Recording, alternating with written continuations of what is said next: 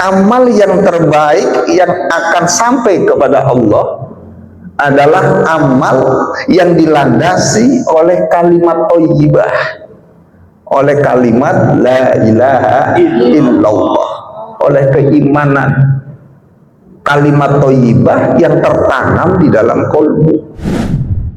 Allah akan meneguhkan iman orang-orang yang beriman itu adalah bil qaulis sabit, dengan kalimat la ilaha illallah yang sudah ditanamkan di dalam qalbu orang yang beriman.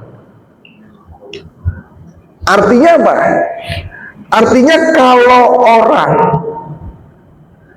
belum tertanam di dalam qalbunya kalimat la ilaha illallah, maka jangan diharap imannya akan teguh, imannya akan kokoh dalam kehidupan dia di dunia apalagi di akhirat.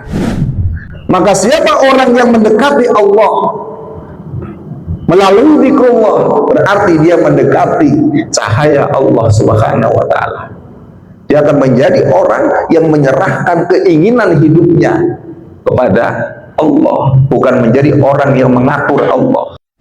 Assalamualaikum warahmatullahi wabarakatuh. Alhamdulillahilladzi khalaqal mauta wal hayata liyabluwakum ayyukum ahsanu amala. Asyhadu an la ilaha illallah wahdahu la syarikalah wa asyhadu anna sayyidana Muhammadan abduhu wa rasuluh. Allahumma salli wa sallim wa barik ala sayyidina wa syafi'ina wa maulana Muhammadin wa ala alihi wa sahbihi ajma'in, amma ba'du. Ilahi anta maksudi wa ridhoka matlubi, a'tini mahabbataka wa ma'rifata.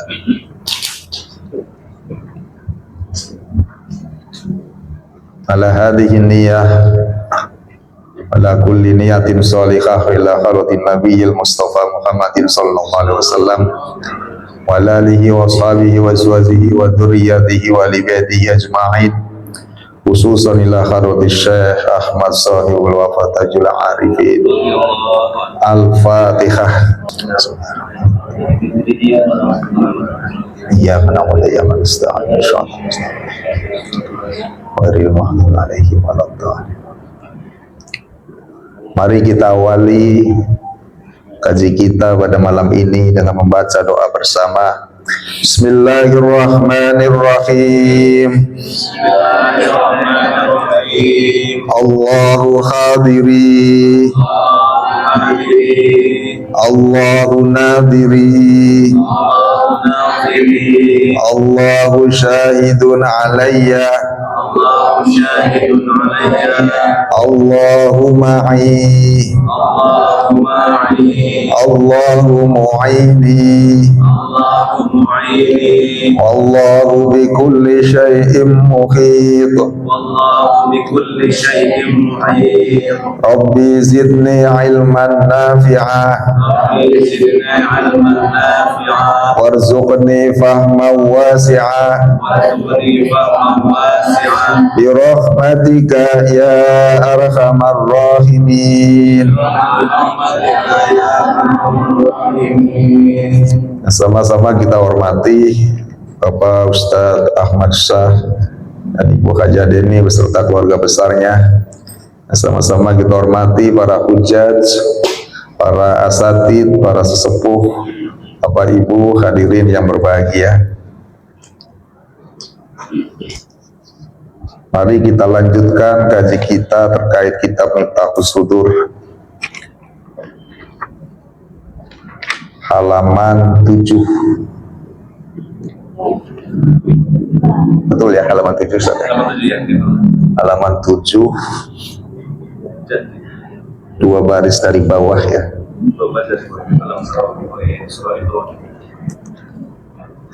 Qala Allah Ta'ala,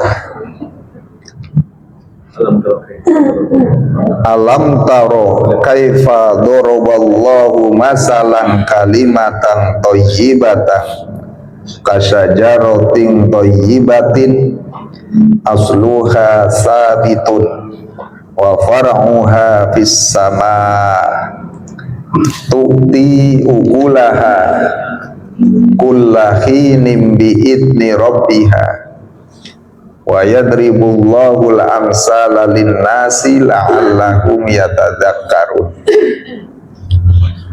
Alam taro, tidakkah kamu memperhatikan? Apakah kamu tidak memperhatikan? Kaifa, bagaimana doroballahu, Allah membuat masalah perumpamaan, kalimatan thayyibah, kalimat yang baik, kasajaratin thayyibatin, seperti pohon yang baik, asluha sabitun, akarnya kokoh, wa far'uha fis sama, dan cabangnya menjulang ke langit.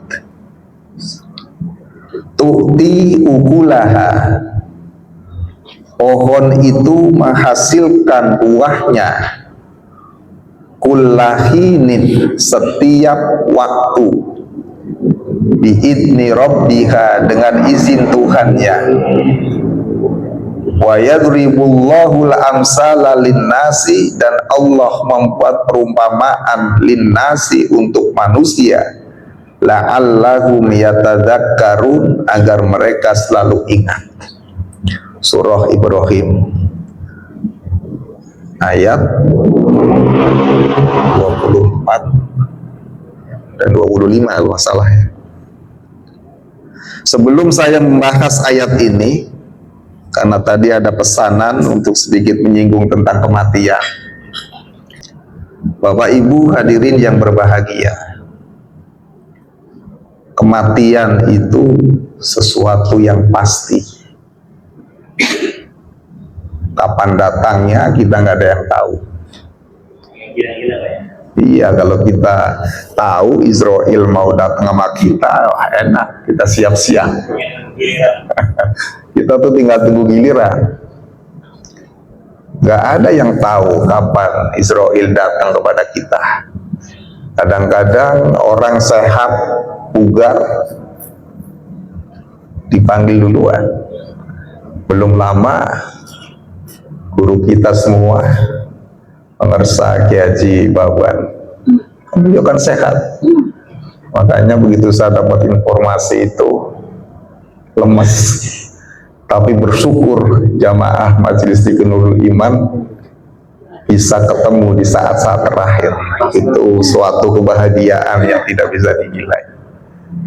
Terakhir kan itu ya, bisa bertemu.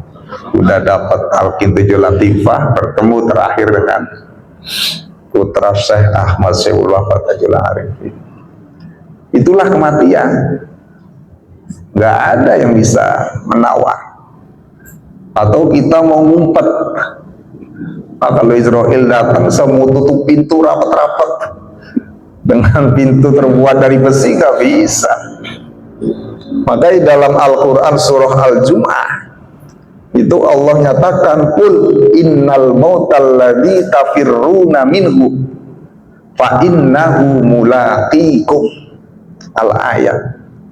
Katakanlah wahai Muhammad, innal mautal ladzi tafirruna minhu, sesungguhnya kematian yang kamu sekalian lari daripada kematian itu, fa innahu mulaqikum, maka sesungguhnya kematian itu akan menemui kalian. Nggak bisa kemana-mana, tinggal kita tunggu siapa yang duluan. Bapak Ibu duluan, saya belakangan, juga nggak ada yang tahu. Saya belakangan, Bapak Ibu duluan juga nggak ada yang tahu. Itulah kematian. Ustadz curang ini katanya belakangan. Iya, kalau Ustadznya duluan kan nggak ada yang ngurusin jamaahnya, nggak ada yang doain. Itulah kematian. Jadi kematian Allah hadirkan Untuk apa sih? Liyabluwakum ayyukum ahsanu amala. Untuk menguji kalian siapa di antara kalian yang terbaik amalnya.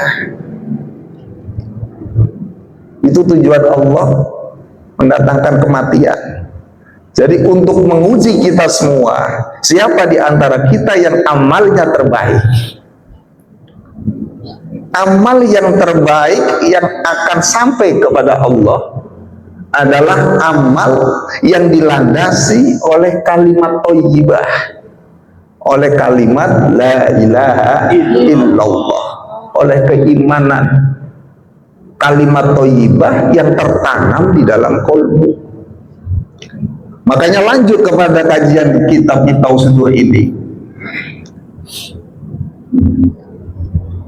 Guru kita Syekh Ahmad Soebul Wafa Tajul Arifin mengutip firman Allah tadi di dalam surah Ibrahim. Alam taro, tidakkah kamu memperhatikan bagaimana Allah membuat perumpamaan kalimat thayyibah, kalimat la ilaha illallah itu kasajaratin thayyibah, seperti pohon yang baik. Pohon dikatakan baik cirinya asluha sabit, akarnya kokoh, kuat, tertancap, tertanam ke dalam bumi. Ini pohon dikatakan baik, sehingga ada topan kayak apapun tetap yaitu kokoh. Ini pohon yang baik.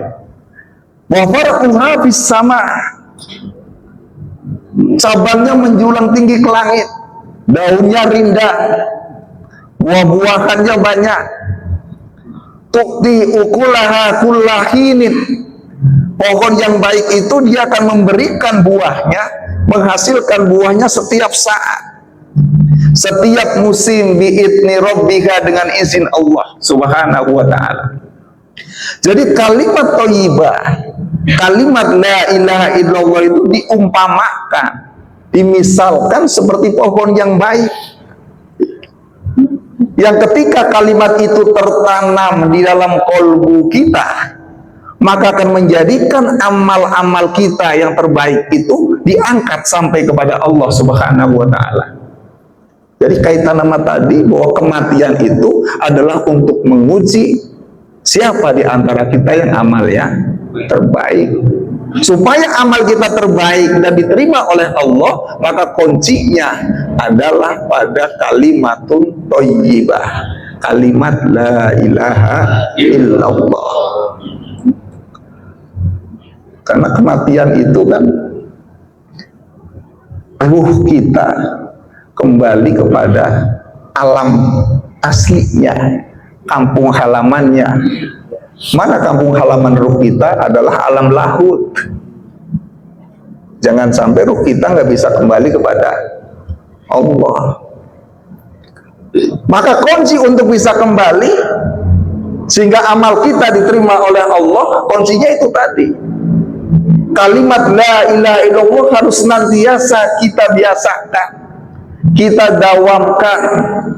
Sebab ketika orang mendawamkan kalimat la ilaha illallah plus mendawamkan dzikir khafi, dia tidak akan pernah khawatir Israel datang mau jam berapapun, siap.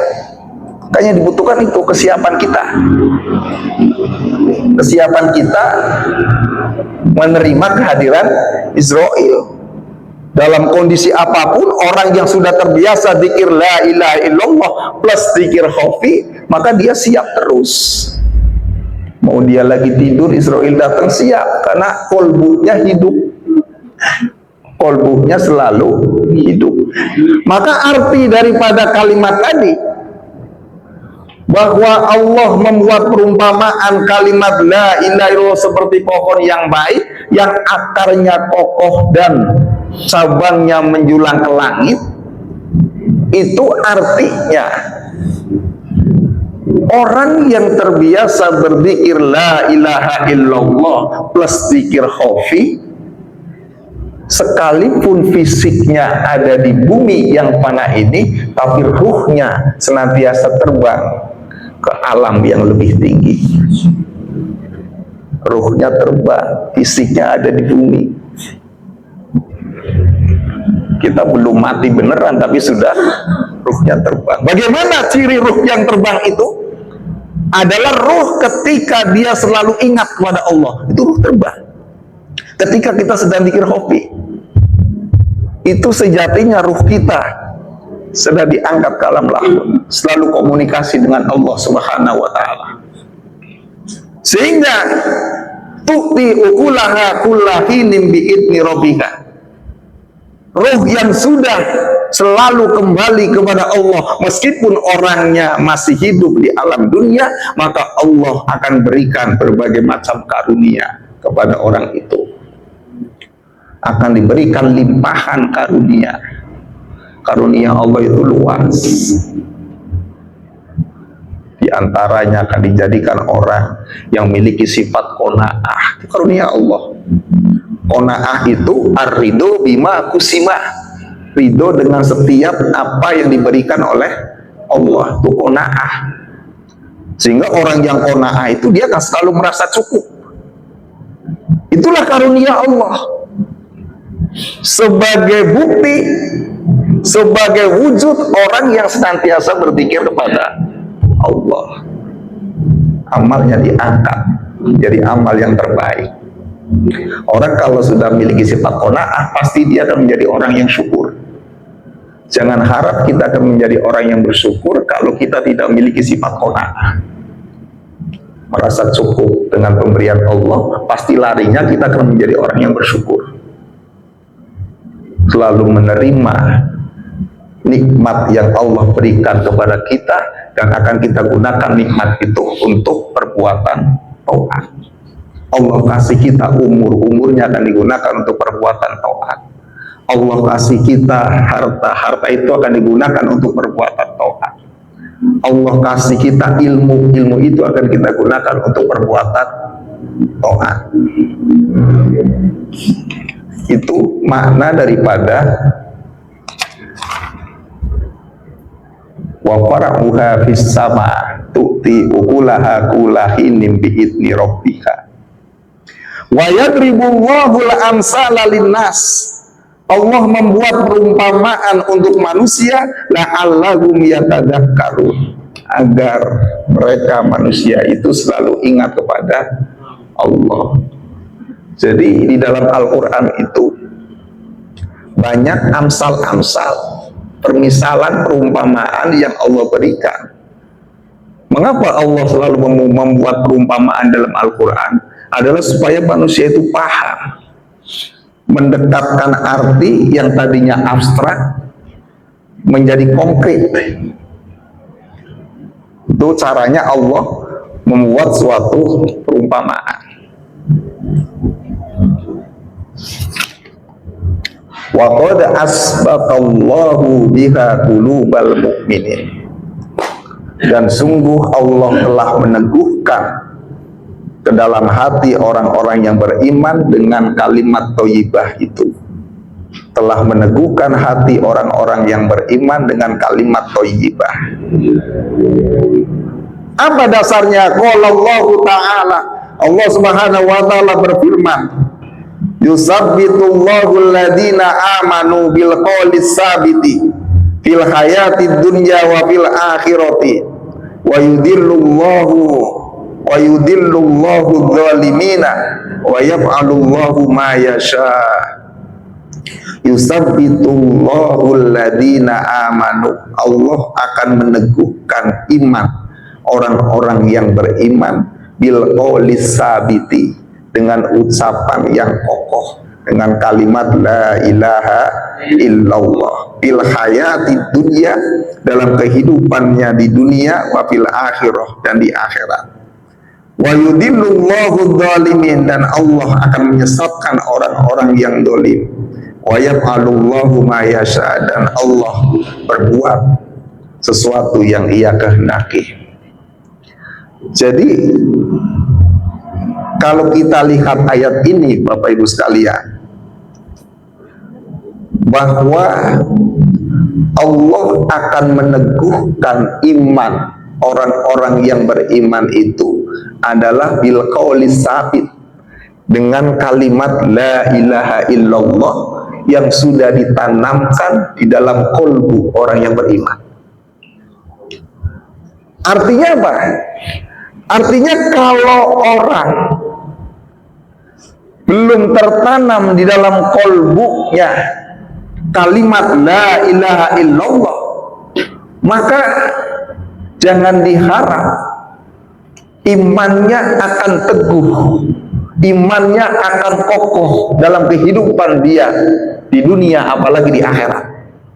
Jadi kunci untuk meraih keteguhan iman itu adalah bil qauli sabit, dengan kalimat tauhid yang sudah ditanamkan di dalam hati orang yang beriman. Baru tuh iman akan kokoh, iman akan tegar, iman akan menjadi kuat.